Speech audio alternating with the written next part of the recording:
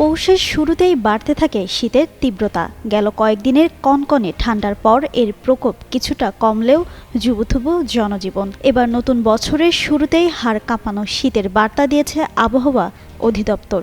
চলতি মাসে দেশে 4 থেকে 5টি শৈত্যপ্রবাহ হতে পারে। তীব্র শৈত্যপ্রবাহের সময় দেশের কোনো কোনো এলাকায় তাপমাত্রা 4 ডিগ্রি সেলসিয়াসে নেমে আসতে পারে। শুক্রবার আবহাওয়া অধিদপ্তরের বিশেষজ্ঞ কমিটির বৈঠকে জানুয়ারি মাসের এই পূর্বাভাস দেওয়া হয়। অধিদপ্তরের তথ্য অনুযায়ী এ মাসে 2 থেকে 3টি মৃদু থেকে মাঝারি এবং 1 থেকে 2টি মাঝারি থেকে তীব্র শৈত্যপ্রবাহ হতে পারে। শাহ সিমেন্ট, তুমি আমি মিলে বাংলাদেশ নির্মাণে নাম্বার 1। তীব্র শৈত্যপ্রবাহের সময় দেশে সর্বনিম্ন তাপমাত্রা 6 থেকে 4 ডিগ্রি সেলসিয়াসে নেমে আসার শঙ্কা রয়েছে। উত্তরাঞ্চল ও নদী অববাহিকার এলাকাগুলোয় শীত বেশি অনুভূত হতে পারে। আবহাওয়া কার্যালয় বলছে, শনিবার দেশের তাপমাত্রা কিছুটা বাড়তে পারে, এতে শীত কিছুটা কমতে পারে।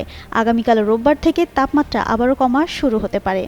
এদিকে মধ্যরাত থেকে সকাল পর্যন্ত সারা দেশে মাঝারি থেকে ঘন কুয়াশা পড়তে পারে, যা অনেক সময় দুপুর পর্যন্ত স্থায়ী হওয়ার সম্ভাবনা রয়েছে। ঘন কুয়াশার কারণে দিন ও রাতের তাপমাত্রার পার্থক্য কমে আসবে। এতে শীতের অনুভূতি আরও তীব্র হতে পারে বলে পূর্বাভাসে বলা হয়।